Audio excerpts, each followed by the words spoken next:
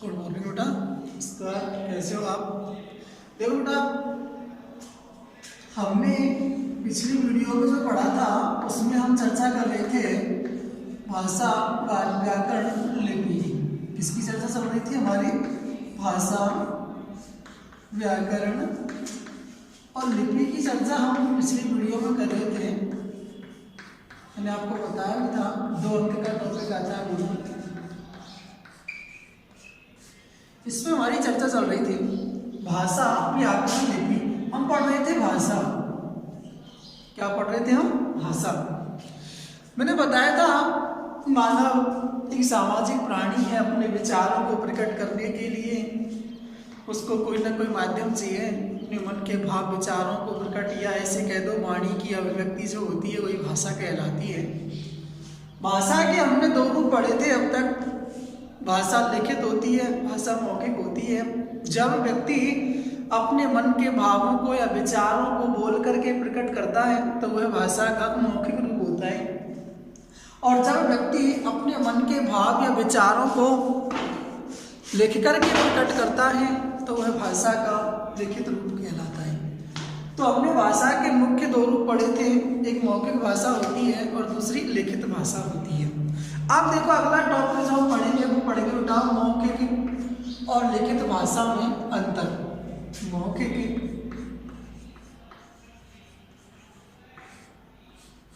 और लिखित भाषा में अंतर।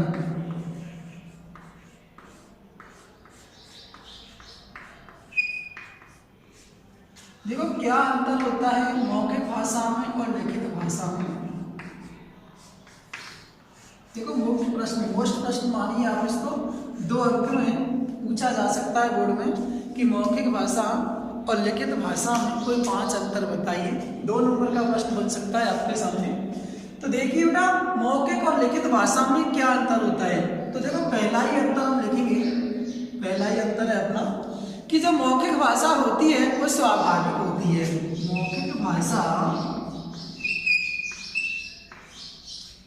मौखिक भाषा स्वाभाविक होती है,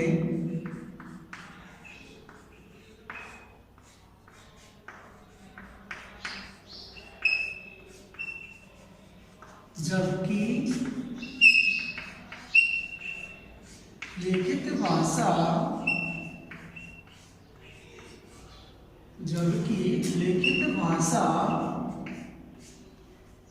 कृत्रिम होती है। लिखित भाषा कैसी होती है? कृत्रिम होती है। कृत्रिम होती है या बनावटी कह दो, कृत्रिम या बनावटी कह दो, कृत्रिम होती है।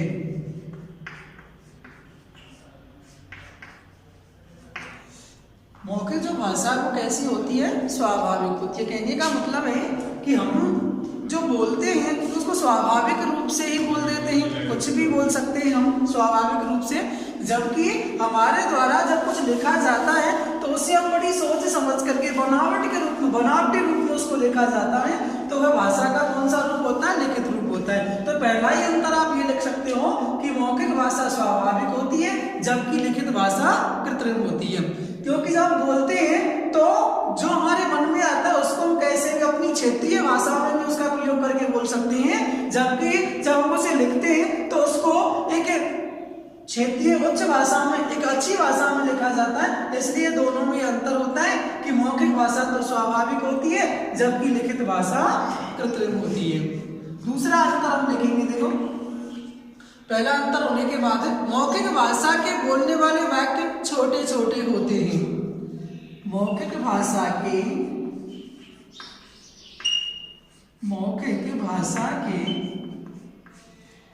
बोलने वाले वाक्य, मौखिक भाषा के बोलने वाले वाक्य छोटे छोटे होते हैं,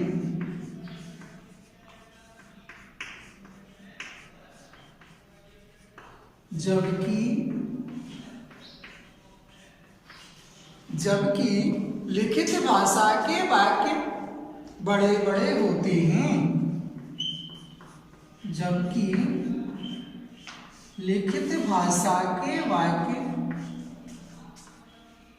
लिखित भाषा के वाक्य बड़े बड़े होते हैं।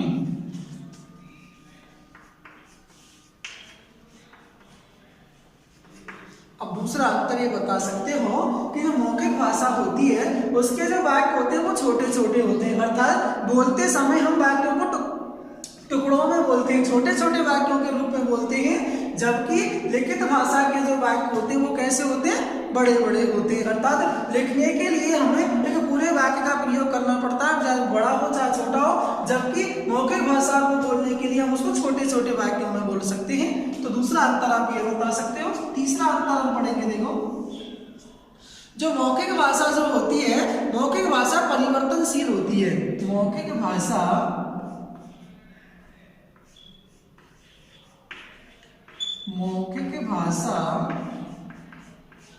परिवर्तनशील होती है।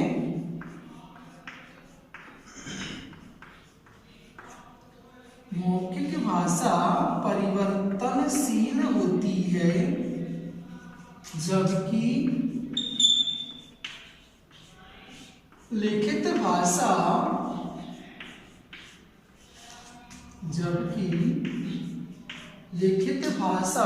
स्थिर होती है।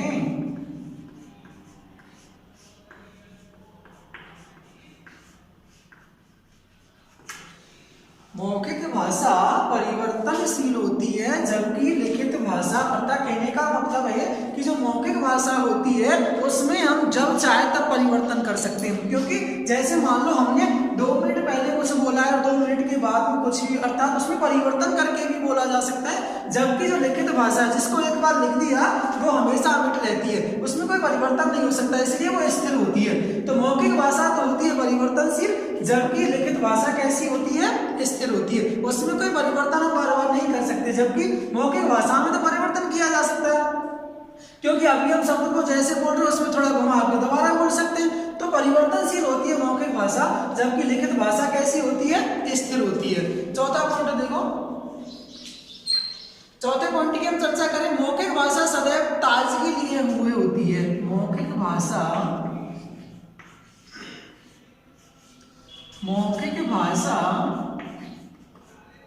सदैव ताजगी लिए होती है,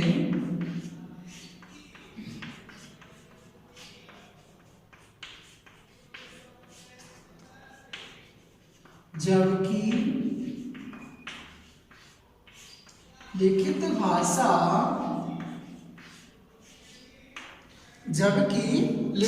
भाषा में ऐसा नहीं होता है। जबकि लिखित भाषा, चाहे आप इसको ऐसे कह सकते हो, जबकि जो लिखित भाषा होती है वो प्राचीनतम होती है। जबकि लिखित भाषा प्राचीनतम,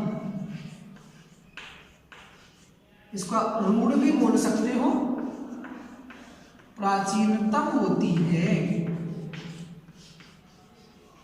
अर्थात जो मौखिक भाषा होती है वो सदैव ताजगी, क्योंकि उसे हम बार बार बदल करके भी लिख सकते हैं, हर बार उसमें नया ताजापन पैदा किया जा सकता है। जबकि लिखित भाषा होती है उसको एक बार जैसा भी लिख दिया वो हमेशा अमिट बनी रहती है, वो प्राचीनतम रूढ़ होती है। इसलिए मौखिक भाषा में तो सदैव ताजगी बनी होती है, जबकि लिखित भाषा में ऐसा नहीं होता है। अगला पॉइंट देखो, 5वें नंबर की बात करें हम, 5वें पॉइंट की बात करें तो मौखिक भाषा पर स्थानीय बोलियों का प्रभाव पड़ता है। मौखिक भाषा पर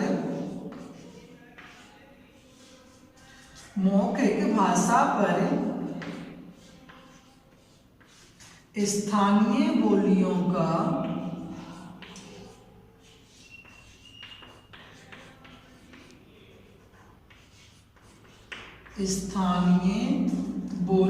का प्रभाव पड़ता है।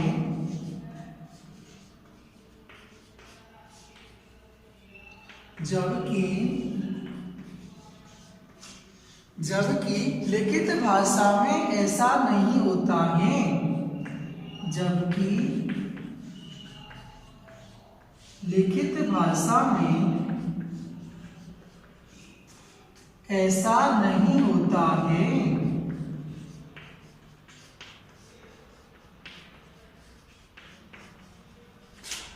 जबकि लिखित भाषा में ऐसा नहीं होता है। तो ऐसे आप इसको 2 अंक के प्रश्न में बता सकते हो। बोर्ड में आपसे 2 अंक में यह प्रश्न पूछा जा सकता है बेटा। 2 अंक का ही आता है हमारा ये टॉपिक, भाषा व्याकरण लिपि 2 अंक का जो टॉपिक आता है उसमें आपसे वो 2 अंक में पूछ सकता है कि मौखिक और लिखित भाषा में कोई 5 अंतर बताइए। तो ये प्रश्न आपको 2 नंबर में पूछा जा सकता है कि मौखिक और लिखित भाषा में अंतर स्पष्ट कीजिए, कोई 5 अंतर बताइए। अगर वो आपसे इसको 1 नंबर में पूछ लेता है तो आपसे वो कम से कम 2 अंतर पूछ लेगा कि मौखिक और लिखित भाषा में कोई 2 अंतर स्पष्ट कीजिए, 1 नंबर में भी पूछ सकता है आपसे। तो किसी भी प्रकार से प्रश्न बन के आ सकता है, क्योंकि ये 3 पॉइंट है आपके इसमें, भाषा, व्याकरण और लिपि। तीनों पॉइंट में से वो किसी भी प्रकार का प्रश्न आपके सामने रख सकता है जिसमें भाषा, व्याकरण और लिपि है। तो भाषा की चर्चा हम कर रहे हैं। आपने पढ़ा है भाषा अर्थात वाणी की अभिव्यक्ति को ही भाषा कहा जाता है। भाषा जो शब्द है वो संस्कृत की भाष धातु से बना है, जिसका भाष वक्तायाम वाची, जिसका अर्थ होता है भाष वक्तायाम वाची, अर्थात वाणी की अभिव्यक्ति को ही भाषा कहा जाता है। भाषा के मुख्यतः हमने 2 रूप पढ़े थे, एक लिखित होता है, दूसरा मौखिक होता है। जब व्यक्ति अपने मन के भावों को और विचारों को बोल करके प्रकट करता है तो वह भाषा का मौखिक रूप होता है, और जब व्यक्ति अपने मन के भाव या विचारों को लिख करके प्रकट करता है तो वह भाषा का लिखित रूप होता है। अब हमने यहाँ पे चर्चा की मौखिक और लिखित भाषा में अंतर क्या होता है। तो देखो पहला ही अंतर मैंने बताया था आपको, मौखिक भाषा कैसी होती है, स्वाभाविक होती है, जबकि लिखित भाषा कृत्रिम या बनावटी होती है। दूसरा अंतर देखो, मौखिक भाषा बोलने वाले, मौखिक भाषा में बोलने वाले वाक्य, मौखिक भाषा में बोलने वाले वाक्य छोटे छोटे होते हैं, जबकि लिखित भाषा के वाक्य कैसे होते हैं, बड़े बड़े होते हैं। मौखिक भाषा परिवर्तनशील होती है, जबकि लिखित भाषा कैसी होती है, स्थिर होती है, अर्थात लिखित भाषा में कोई परिवर्तन नहीं किया जा सकता है। चौथे अंतर की बात करें, मौखिक भाषा सदैव ताजगी लिए हुए होती है, जबकि लिखित भाषा प्राचीनतम अर्थात रूढ़ होती है। अर्थात जो मौखिक भाषा है उसको हम हर बार बदल के नई ताजगी के साथ में उसको प्रकट कर सकते हैं, जबकि लिखित भाषा में ऐसा नहीं होता है। मौखिक भाषा पर स्थानीय बोलियों का प्रभाव पड़ता है, जबकि लिखित भाषा में ऐसा नहीं होता है, क्योंकि जो मौखिक भाषा होती है उसको व्यक्ति अपनी क्षेत्रीय भाषा के आधार पर बोलता है।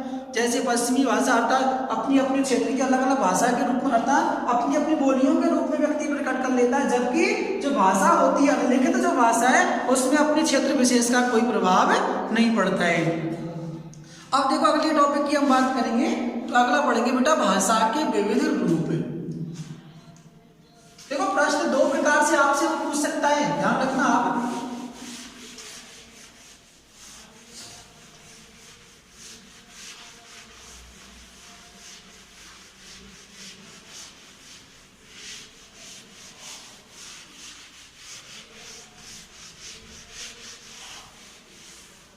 अगला पॉइंट है देखो भाषा के विविध रूप। भाषा के विविध रूप।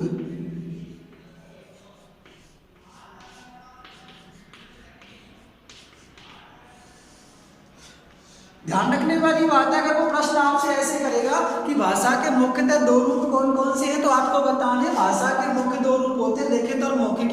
अगर वो आपसे प्रश्न ऐसे कर दे कि भाषा के विविध रूप कौन कौन से हैं, तो विविध रूप में आपको बताना होगा भाषा के मूल भाषा होती है, बेभाषा होती है, बोली होती है और उपबोली होती है। भाषा के अगर वो आपसे कहें कि भाषा के मुख्य 2 रूप कौन कौन से हैं, तो आपको मुख्य रूप की बात करेगा तो आपको 2 बताने। भाषा के मुख्य रूप कौन कौन से, लिखित और मौखिक। अगर वो आपसे कहें कि भाषा के विभिन्न रूप कौन कौन से, तो आपको बताना होगा मूल भाषा होती है, बेभाषा होती है, बोली होती है और उपबोली होती है। वो आपको 4 बताने होंगे। और अगर आपसे कहें कि मुख्य भाषा, तो भाषा के मुख्य 2 रूप कौन से बताओगे आप, मौखिक होती है और लिखित होती है। लेकिन यहाँ पर बात कर रहे हैं भाषा के विविध रूपों की, तो भाषा के जो विविध रूप है वो अनेक है। तो हम पढ़ेंगे अनेक व्यक्तियों के संपर्क में, आप ऐसे पढ़ोगे अनेक व्यक्तियों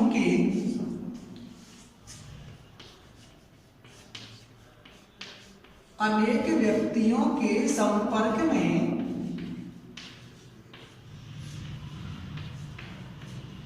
अनेक व्यक्तियों के संपर्क में रहने के कारण, अनेक व्यक्तियों के संपर्क में रहने के कारण भाषा के विविध रूप बने हैं, भाषा के विविध रूप बने हैं, जिसमें हम पहला ही नंबर 1 पढ़ेंगे बेटा, मूल भाषा। पहली कौन सी होगी? मूल भाषा। देखो क्या होती है मूल भाषा। अगर हम मूल भाषा की बात करें तो कहने का मतलब है कि संसार में, प्राचीन काल में संसार में सर्वप्रथम कोई ना कोई भाषा तो रही होगी, अर्थात पूरे विश्व भर में बोली जाने वाली जो भाषा है, अर्थात सब भाषाओं के मूल में कोई ना कोई जननी रही होगी। जैसे हम बात करें भारतीय भाषाओं की जननी कौन सी मानी जाती है? संस्कृत को माना गया है। भारतीय भाषाओं की जननी क्या है? संस्कृत है। तो इसी प्रकार से विश्व में जो भाषाएं बोली जाती हैं उन सबकी कोई ना कोई जननी तो रही होगी। इन भाषाओं का किसी न किसी भाषा से तो जन्म हुआ होगा। जो प्राचीन काल की जो भाषा रही है, चाहे हमें उसका ज्ञान नहीं हो, चाहे हम उसके बारे में नहीं जानते हो, तो जो प्राचीन काल की जो भाषा रही होगी वही भाषा क्या कहलाई? मूल भाषा कहलाई। ये सभी भाषाओं की जननी, विश्व में जितनी भी भाषा है उन सब भाषाओं का जन्म किसी न किसी भाषा से तो हुआ ही होगा। तो उस भाषा, जो इन भाषाओं का जन्म जिस भाषा से हुआ है, चाहे हमें उसका ज्ञान नहीं है, वही भाषा क्या कहलाई? मूल भाषा कहलाई। तो हम इसको ऐसे ही लिखेंगे, आज विश्व में बोली जाने वाली, आज विश्व में बोली जाने वाली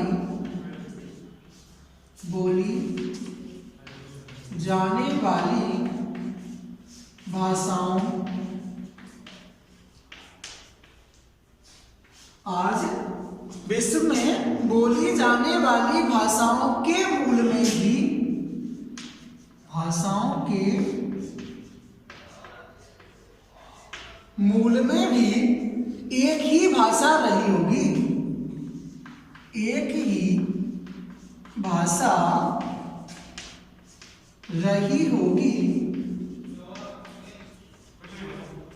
चाहे हमें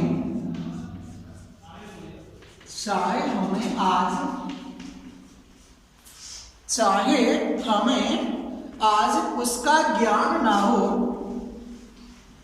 आज उसका ज्ञान ना हो, चाहे हमें आज उसका ज्ञान ना हो, किंतु भाषा के पारिवारिक वर्गीकरण में, किंतु भाषा के पारिवारिक वर्गीकरण में,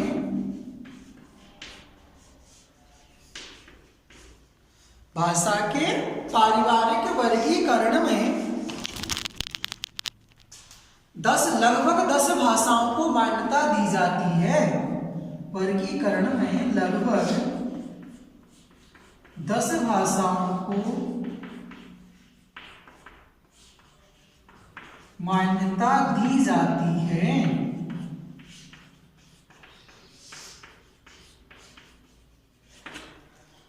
लगभग 10 भाषाओं को मान्यता दी जाती है।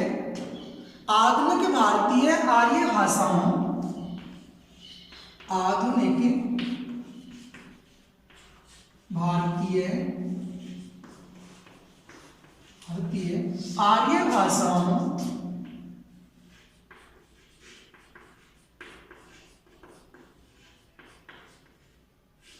भारतीय आर्य भाषाओं की मूल भाषा, आर्य भाषाओं की मूल भाषा भारोपीय, कौन सी रही? भारोपीय, अर्थात भारोपीय मतलब होता है भारत प्लस यूरोप, दोनों की मिलकर के हुई है भारत प्लस यूरोप, भारोपीय भाषा है।